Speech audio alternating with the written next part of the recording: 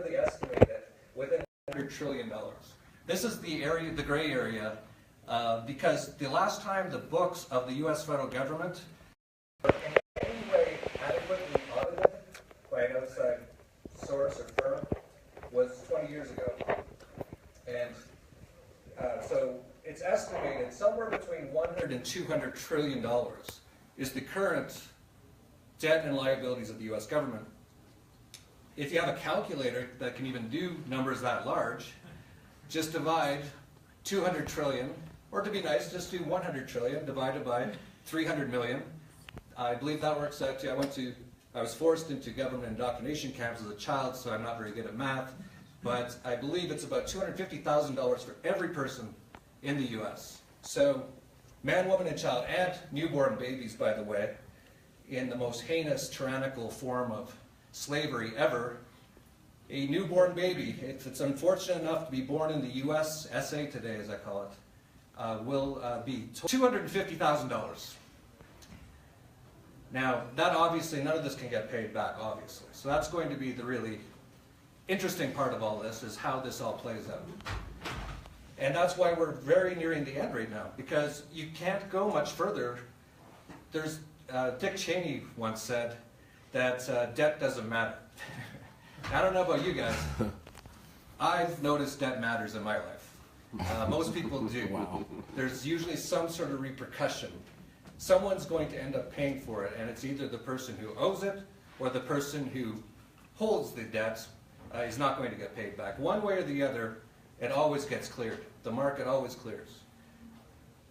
Dick Cheney had a reason for saying that, because he obviously wanted to just keep spending as much as they could to give it to all his friends. That's all they ever do. But there's obviously a limit. There's mathematical limits. This is just math. If you look at it right now, 20 trillion, which, forget about all the money that's already been spent on socialist insecurity and Medicare and all that kind of stuff.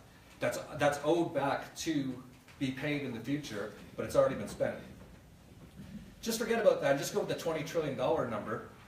If the interest rate, and we can get into interest rates more in a second, but if interest were to go to 10%, I'll make it an easy number, because again, I was indoctrinated as a child.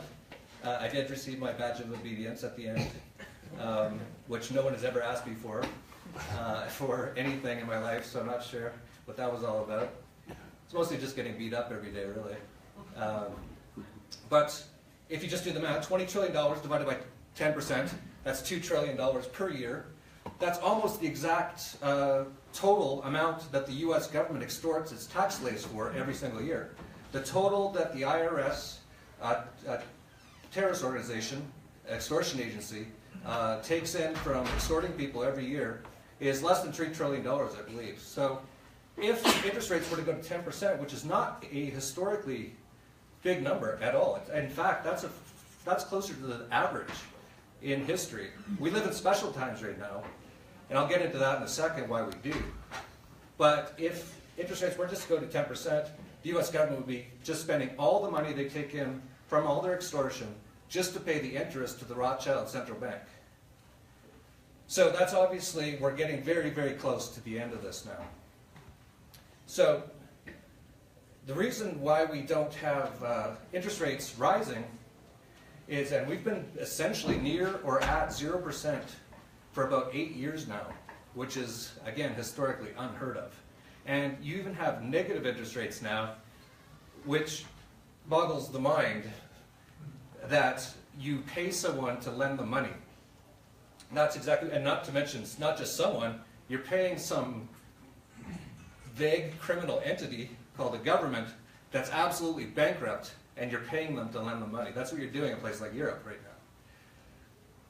The reason they're doing that is because almost all countries, especially in the West, but almost all countries are bankrupt. They're not much better than the U.S. In fact, some are even worse than the U.S., if you can believe that, in terms of total percentage debt to GDP. Japan's even worse than the U.S. It's like double. Some are even right around the U.S. level.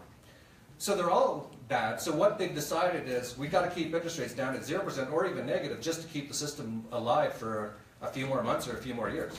Because if they didn't do that, if interest rates start to rise, even if it rose to 5%, that'd be half the budget of the U.S. government going just to pay interest. people would start to catch on pretty quick that this system's over. And it is over, but most people just don't know it yet. That's the only thing. So we are nearing the end of the system. And it's good. It's a good thing that we're near the end of the system. A lot of people, when I first started talking about this stuff, I write the Dollar Vigilante. I started in 2010. I said, within the decade, we'll likely see the dollar collapse and all fiat currencies collapse. We're still pretty much on track for that. It looks like about right. I might even be sooner. And a lot of people say, oh, you're very negative. Negative that a system that is based on slavery, which is all government, extortion, which is taxes, or theft, you can say, that mortgages newborn children and even unborn children for life into a system of slavery that robs your average person through the central banking system, which is a tenet of communism, for people who didn't know that. This is bad that this is going to go down? No, this is absolutely phenomenal. This is the best thing that could happen in the world right now. It would end the wars, which are only paid for by central banks, printing up money, which in the end impoverishes everyone else. We would have peace and prosperity on earth like we've never known it if we didn't have government and central banks. Now, a lot of people have questions, what's the world going to look like without that? And that's a good question, and it's going to be very interesting. A lot of people have a lot of fear about that. It can't be any worse than it's been. It can't. You have the entire world now being extorted. Everyone's a slave. Slavery did not go away 200 years ago. They just said, oh, now we'll just make everyone a slave. But we'll let them walk around more, let them feel like they can go out, hey, look, I'm kind of free, and then, you know, drive 5 miles an hour too fast and getting hit and kidnapped and raped. So this is phenomenal. It's going to go away. And but the people who have been behind a lot of this stuff have a plan. Actually, it's my belief that they've actually planned this collapse for a number of years, for decades actually. And the end game is to bring in even more tyrannical government and a one-world government, one-world central bank, one-world currency that will be even worse than what we have today. And the reason it's worse is because you wouldn't be able to avoid it. At least today, with 250 tax farms in the world, you can at least choose one that might be a little bit better for you. You won't be quite as badly enslaved. But when it's all one, it'll be pretty tough to avoid unless you just want to go live in the woods, which actually I think is a pretty good idea. I'll get into that a little bit later. But it is a good thing it's going away, and their plan, like I said, is to actually do this. So their plan is to collapse it all. And then to make everyone so scared, this is what they do all the time. Fear is their only real weapon, is to scare everyone into submitting, into giving up their freedom for security, which I believe one of the founding fathers, which I hate that word, it sounds like so much like a cult. Does not anyone notice that? It's my founding fathers. Are you related to them? No? That's creepy, man. It's like talking to someone from North Korea. It's like, oh, little Kim, or whatever his name is, he's our God and Savior. It's like, what cool story, bro. It's just creepy. But anyway, they have some good quotes. Some of the founding fathers believed a little bit in freedom, not a ton. A lot of them had slaves. I don't know if anyone ever noticed that, but they believed in a little bit of freedom. And one of the quotes was that, what was it? Don't give up security for, I don't even know. I butcher every quote I've ever tried to repeat. I think you know the one I'm talking about. Those who give up liberty for security will one day be deprived of both. Something along those lines. Yeah, that sounds better. Yeah. See, I'm used to just have them like Google in front of me. Don't need to memorize anything anymore. So well, they've sort of been planning for this to happen, and they want to bring in this sort of new system, and they're on track for it. And you know, we could get into all the things they're doing. A lot of the stuff they're doing with, well, first of all, the wars, which is heinous, of course. Attacking these places like Libya and Afghanistan after doing the false flag attack of 9/11. Afghanistan, and they attacked Iraq under the false pretense of weapons of mass destruction, another massive crime against humanity. 1 million Iraqis dead, I believe. And still, George Bush goes out, throws out a baseball game, and people clap for a terrorist, criminal. Not to mention his dad will come out, and his dad was pretty much one of the people behind 9/11, and they'll cheer for that too. It's pretty amazing. So it's like being in an insane asylum here. And the reason is, like, most people just don't know what's going on because they actually listen to what's on their television programming.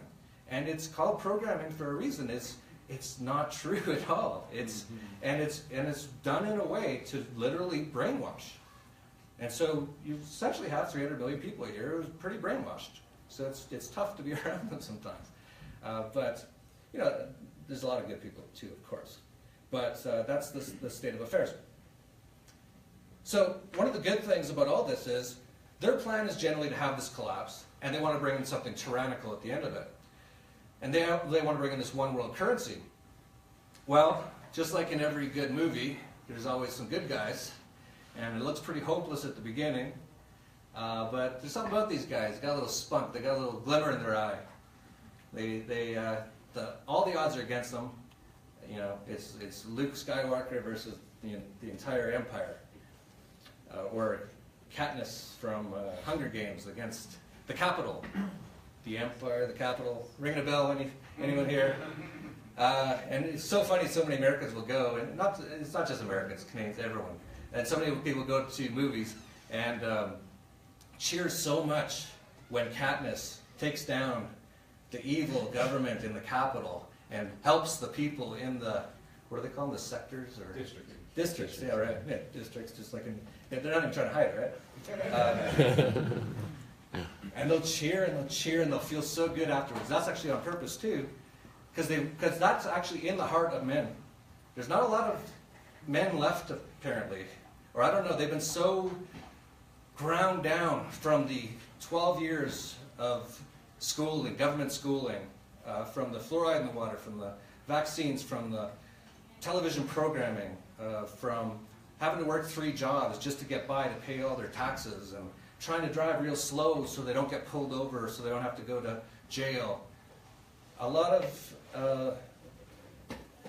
the guys, not to say that women aren't strong as well, but it's usually the men who need to take action.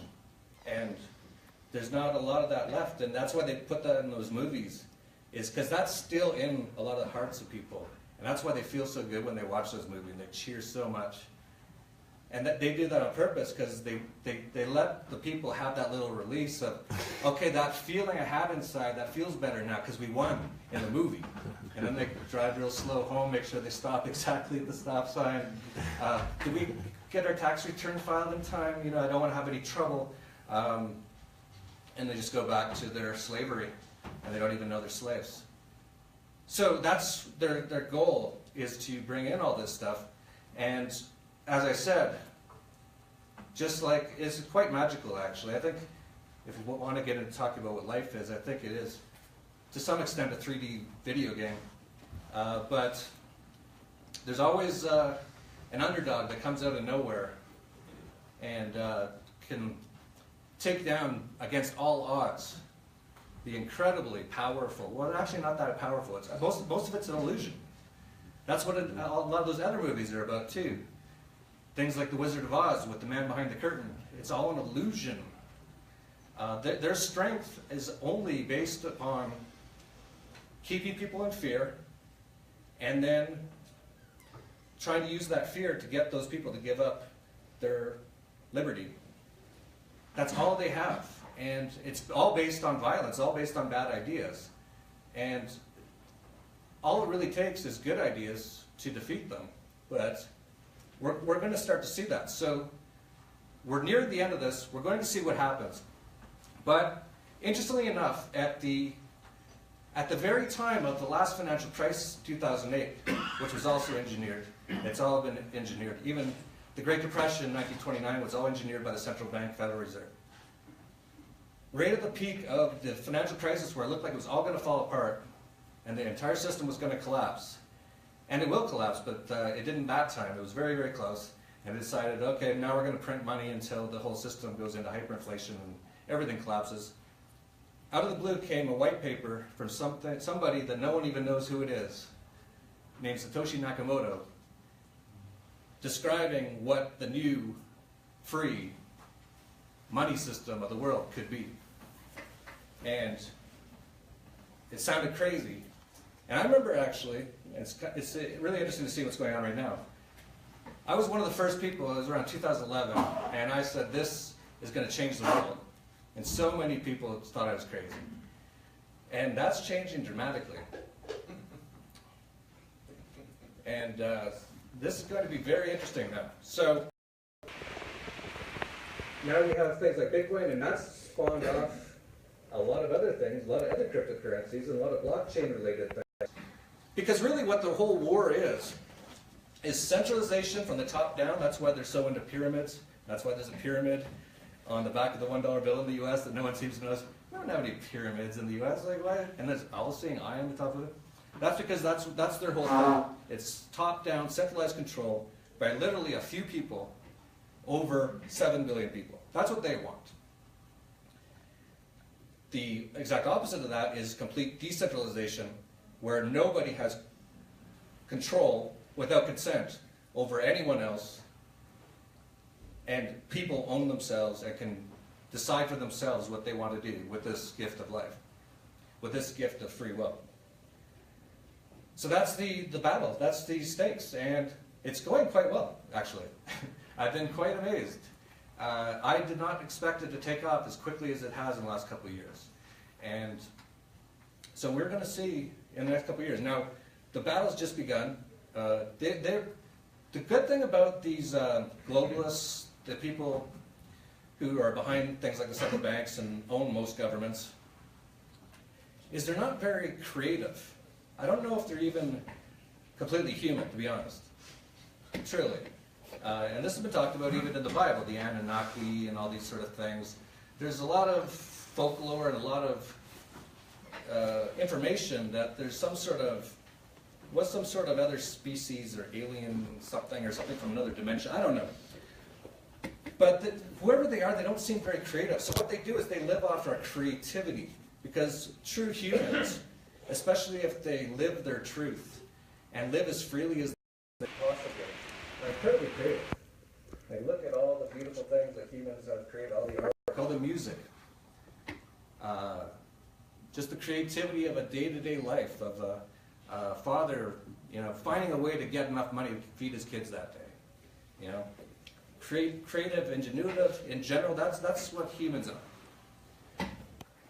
They aren't like that, but they've learned how to scare us and how to corral us and how to fool us, trick us into stealing the fruits of our labor, taxation and central banking, and using it against us, and that's what they've been doing.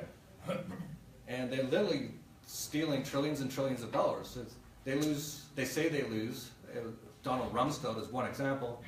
On September 10th, 2001, I don't know if that date sounds familiar,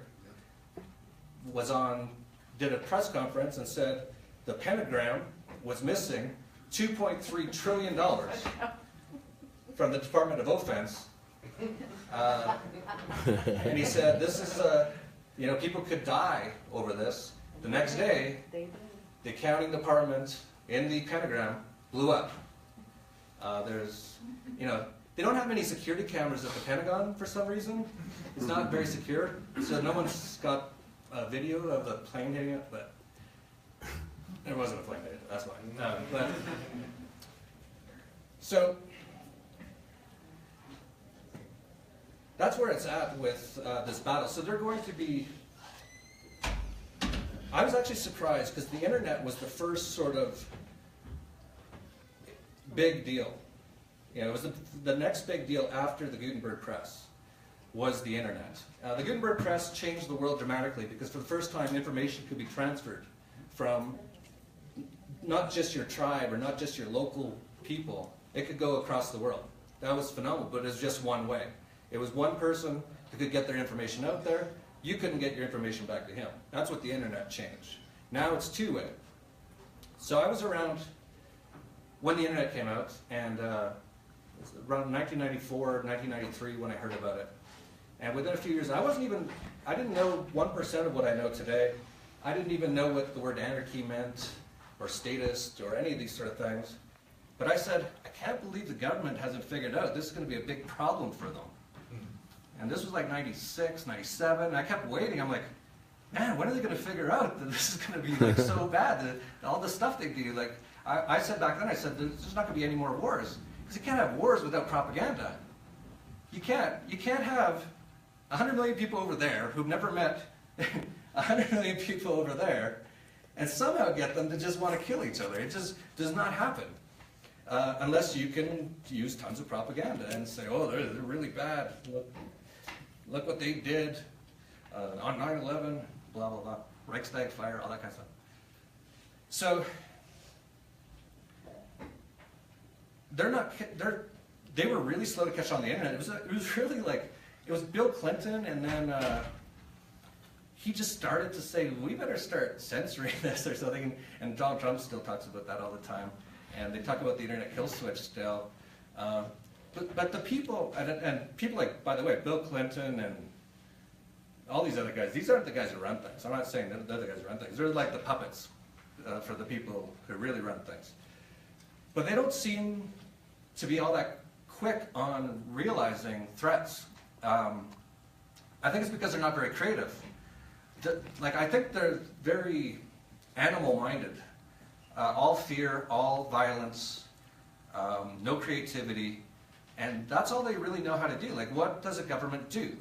A government, well, the word govern to control, meant, I lived in Mexico, mente, mind control. That's all it is. It's an illusion. It doesn't even really exist. That's the crazy part about government, is it doesn't actually really exist. Where does government exist?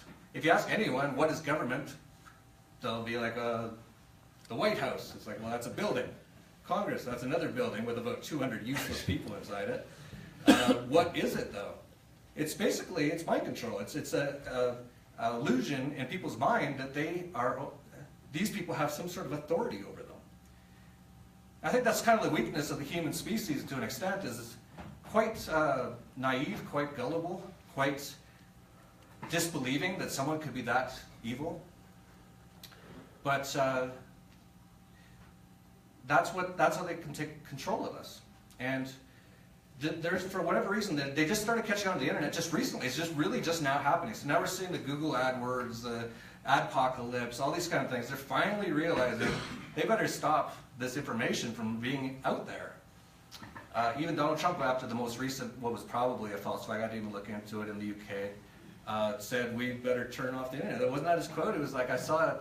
It was like, we better must cut off the internet. Yeah. No one seemed to even, they're all on their phones on the internet and not even listening. That's fine. Sounds fine.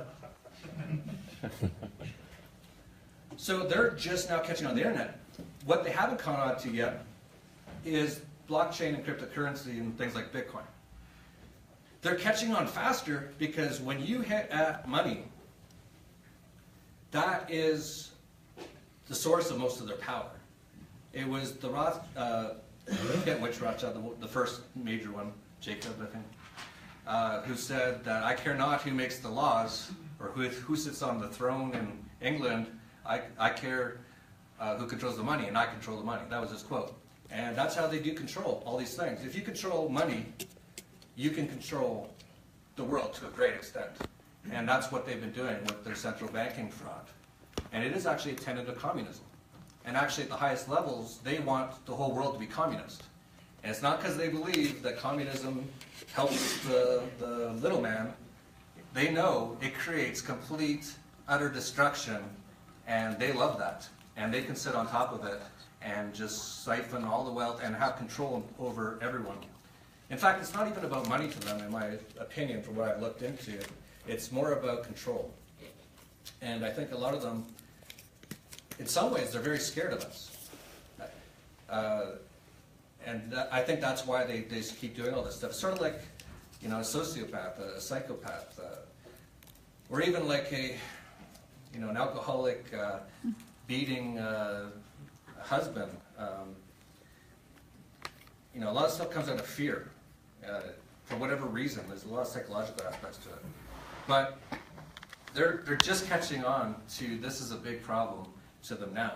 And they're just starting to figure out that it's really hard to turn off Bitcoin. It's really hard to turn off these things. There's really only one or two ways. Turn off the power to everyone, and or turn off the internet. You can turn off the internet, I guess, is one option. Then the bigger option is turn off the power. Turning off the internet isn't that easy because it's so decentralized in so many ways. Parts of it are centralized, but you can have mesh networks fairly easily, that sort of thing. Turning off the power is a little easier, but it's not that hard to turn it all off. But they are considering it. So we will see what happens in the next few years. This, I don't know why people even go to the movies. Like, this is so interesting. Like, there's two reasons I can't watch movies. One is life is way more interesting than anything I've ever seen on a screen or in a book. And secondly, there's so much propaganda and I can't stand it. It's just always the president saved us again. Oh, the good cops, all the time, good cops. But no, this is the battle right now. And it's the battle between the people who want to control everybody, and there's the other side, and I'm on that side, which is the people who don't want to control you at all, want to let you decide what to do with your own life. And we're the bad ones, of course. I guess what's the latest one this week, that the reason why Bitcoin's bad is because if you use Bitcoin, you're financing North Korea. Is that what they had this week? But yeah, so this is the battle. When I first started the Dollar Vigilante, a lot of people said to me, okay, so you think the US dollar is going to collapse in the next 10 years, the fiat currency is going to collapse in the next 10 years, what's going to take its place? And this was I was asked this in 2010, and I said, I don't know, but I'm sure the market will come up with something. 1 year later, in 2011, someone told me about Bitcoin. And as soon as I heard that beep on my computer, when I received my first Bitcoin, my eyes opened up and I said, it's here. It's already here. And it was already there in 2009, I just didn't know about it. So, Bitcoin's just the beginning. Now there's other ways we can get technical on other ways you could destroy Bitcoin. Quantum computing and all these sort of things. But that's just going to be an ongoing battle. To one side versus the other to keep advancing, and that's fine. That's the way the market always is.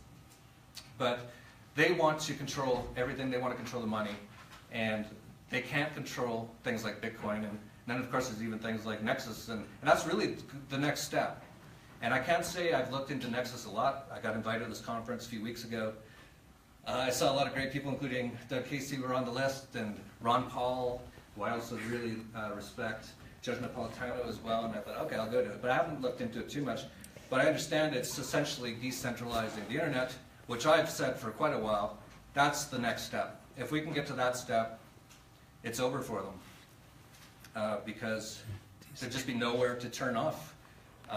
And ideas are amazing because once ideas are out there, and once people understand those ideas, you can't make them not understand that anymore. That's why ideas are so powerful, and that's why it's so important to the world controllers to make sure that people don't get access to those ideas. And certainly if they do, that they also don't get access to a money that they can individually control and own and essentially be their own bank. That's the death knell to these controllers. If they lose control of money and they lose control of information, it's over. Barack Obama will have to go get a janitor job or something. All these guys will have to just filter back into society and hope no one remembers what they did. Some of them will probably get hung. I won't have any tears, but I'm not going to do one hanging them, but in many ways they do deserve it. But it's not really about that. It's not about, this is quite interesting as well. This does not need to be a violent revolution. Bitcoin has already almost destroyed the central banking system, and Bitcoin is just numbers. It's just math. It's beautiful. And the governments and the people who control it, they only know one way to control things, and that's violence. And what was it? It was, I don't know if it was Bitcoin related, but it was something about computers. And the government didn't want the information out, and it was in the UK, and it was at a newspaper office. And the government SWAT team came in and started like shooting the computers and stomping them because they thought, and like people were just watching them and going, "You never heard of the cloud?" Yeah. So they started shooting in the sky? Yeah, they probably would. Not the brightest. Order followers aren't the brightest. But yeah, that's where we're at. So it's quite amazing that 99.9999% of people in the world today have no idea this evolution is going on. I don't say revolution because we're not revolving back to anywhere. This is going to be the next step for humanity, is getting out of this incredibly, we will look back, we might in our lifetimes look back at this period of time and think, how did that ever occur? How were people using pieces of paper that just had pictures of dead people printed on them as money? How were they accepting that? And how were hundreds of millions of people dying in wars that they didn't even want to be in? That they didn't even know why they were even fighting it. Like there was some sort of sickness that came over the world in the last few hundred years. And I think Ron Paul had it quite right when he said the 20th century, it's no coincidence that the 20th century was a century of total war. It's also the century of central banking. So that's why if we can get rid of central banking, which Bitcoin quite easily dismisses, we can have peace and prosperity on earth like we've never known it. Now how it all happens, it's going to be interesting. And the transition could get messy, could be interesting. It also could be great. And what I've learned is you can't control what's going to happen in the world. And really to get into yourself, really concentrate on yourself. That's saying that, that you change the world around you. Each of us individually actually do. And you can do it by just being physically better. Once you're physically better, your mind starts working better. Once your mind starts working better, you can connect more, your consciousness starts rising. Get a little bit more, I don't want to say spiritual so much, but like consciously aware of the bigger picture. And as you do that, other people around you see that. And it changes the world. That's really how we change the world. When I first started off, like 10 years ago, I thought, oh, we got to fight the government, we got to fight the central banks. No, Bitcoin's not fighting central banks. Bitcoin's just math. And it's going to do away with central banking. And we don't need to fight the government to get rid of them. We just create new systems to make their old government systems obsolete, which we're doing in every single way. And a lot of them are blockchain related. So I think I'm out of time. And I don't know if there's questions and answers, or I think I have a minute if... Go ahead. Yeah, so I'm just wondering, there's been no exchanges, and so I'm wondering if you feel like if the U.S. were to ban their exchanges, and every country hypothetically banned all their exchanges, if decentralized exchanges would be into it, and if not, how you feel like we'd get past all that? Yeah, well, decentralized exchanges are definitely going to be the solution to all this. One of the things that a lot of people who are very against Bitcoin say is, what if all the governments, as you say, make it illegal? Well, first of all, you can't make Bitcoin illegal. It's just math. Bitcoin don't care about your laws. Bitcoin isn't scared about your jail sentences. What you can do is scare the tax slaves in your geographic region into not wanting to use it. If it gets to that point, I think we'll see a lot of people starting to wake up. See, the reason why they can't win in the end is because everything they do that tries to keep more control wakes more people up, right? So we're really nearing the end point where I think Doug Casey actually said this, or it might not have been Doug, but I think it was you, Doug. Well, I heard it from you. Said that the mask is starting to come off government. Government is just violence. Government is extortion and slavery. That's all it is. But they can keep a nice little face on every now and then for a little while. But once it goes bankrupt, like it is today in the U.S. and many other countries, they're going to have to get more and more tyrannical, and that's sort of what this whole Donald Trump thing is, bringing in a bigger police state now. just to keep control. But as I said, as they try to keep control by becoming more tyrannical, another million anarchists are born that day. So it's going to be a very interesting time. So I don't know who's running this show or if I'm supposed to leave. Is there another speaker? Get out of here.